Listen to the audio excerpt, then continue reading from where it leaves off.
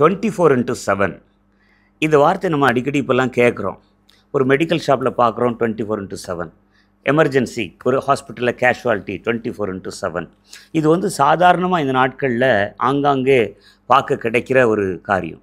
ஆங்காங்கே நம்ம பார்க்குறோம் இந்த மாதிரி 24/7. இப்போ பார்த்தீங்கன்னா நம்முடைய சபைகளில் chain prayer 24 hours chain prayer, 48 hours chain prayer, 72 maximum chain prayer போயிட்டே இருக்குது. இப்போ ஆன்லைனில் வந்து என்னால் கொரோனாவுக்கு அப்புறம் இது மாதிரி செயின் ப்ரேயர்லாம் நடக்குது. ஆனால் ஒரு காலத்தில் 1727 1727ஆம் ஆண்டு ஒரு 100 வருட செயின் ப்ரேயர் நீங்கள் கேள்விப்பட்டது உண்டா? ஒரு செயின் ப்ரேயர் ஆரம்பித்து 100 வருஷம் போகுது. அதுலேருந்து நிறைய மிஷினரிகள் எழும்பி போகிறாங்க. அதுலேருந்து நிறைய தேவனுடைய மனிதர்கள் எழும்புகிறாங்க. 100 வருஷம், ஒரு வருஷம் 2 வருஷம் இல்லை.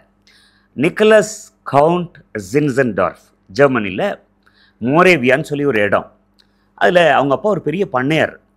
இவர் ஒரு 27 வயசு வாலிபர். இவர் ரட்சிக்கப்பட்ட ஒரு மனுஷன். இவருக்குள்ளே ஒரு அக்கினி எரிஞ்சிட்டே இருக்குது. ஏதாவது கர்த்தருக்காக செய்யணும். இவருக்குன்னு சொல்லி ஒரு பாட்டியம்மாட்ட இருந்து அவங்க பாட்டியம்மாட்ட ஒரு சின்ன ஒரு லேண்ட், ஒரு பிட் லேண்ட் வாங்கி அதை என்ன பண்ணுறாரு, அதை ஒரு பண்ணையாக மாற்றுறாரு. ஒரு ஃபார்ம், அந்த ஃபார்மில் எப்படியாவது ஒரு ப்ரேயர் சென்டர் ஒன்று ஆரம்பிக்கணும். இந்த நேரத்தில் பார்த்து ஜெர்மனிக்கு வெளியே இருந்து பொஹேமியான்னு ஒரு இடம். அப்போ பார்த்தீங்கன்னா அந்த ப்ரொட்டஸ்டண்ட்டுக்கும் கேத்தலிக்ஸுக்கும் பயங்கரமான ஒரு டஃப் டைம் அது. அதில் கேத்தலிக்ஸ்னால் ஒடுக்கப்பட்ட அநேகர் வர்றாங்க. ஒரு 24 குடும்பம் இவருடைய வீட்டு வாசல் வந்து தட்டுறாங்க. ஐயா, நாங்கள் அகதிகளாக வந்திருக்கிறோம், உங்களுடைய பண்ணை வீட்டில் எங்களுக்கு இடம் கொடுப்பீங்களா? ஹர்ன் ஹட் அப்படின்னு சொல்லி ஒரு வில்லேஜே ஃபார்ம் பண்ணி கொடுக்குறாரு. 24 குடும்பங்களுக்கும் ஹட்ஸ், ஒரு சின்ன சின்ன குடிசைகள், அந்த 24. இப்போ இந்த 24 குடும்பமும் பார்த்தீங்கன்னா அதில் பேப்டிஸ்ட் மிஷன் இருக்கிறாங்க, பிரிஸ்பிட்டேரியன் இருக்கிறாங்க, மெத்தடிஸ்ட் இருக்கிறாங்க, இந்த மாதிரிலாம் இருக்கிறாங்க. இவங்களுக்குள்ள பிரச்சனை. வந்ததே அகதிகளாக வந்திருக்கிறாங்க. இவர் பார்த்தாரு, ரொம்ப வருத்தம் இருக்குது. ஒவ்வொரு வீடாக போய் ஒவ்வொரு குடிசைலாம் போய் அவங்கள சமாதானப்படுத்தி ஒரு கவனன்ட் ப்ரேயர், உடன்படிக்கை ஜெபம்னு ஒன்று ஆரம்பிக்கிறாங்க ஒரு நாள் மத்தியானத்தில். அந்த ஜெபம் அப்படியே போய் 100 வருஷம் மோரேவியன் ரிவைவல் சொல்கிறாங்க.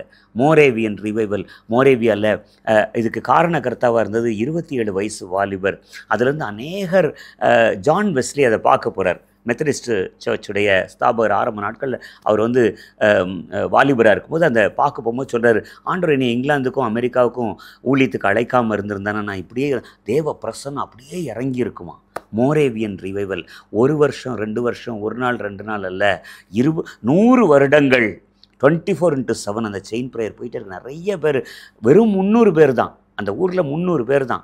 அந்த 300 பேர்லேருந்து, அந்த சந்ததியிலேருந்து புறப்பட்டவங்க நிறைய பேர் ஊழியர்களாய், மிஷினரிகளாய் இந்த உலகத்தின் பல இடங்களுக்கு போயிட்டே இருக்கிறாங்க.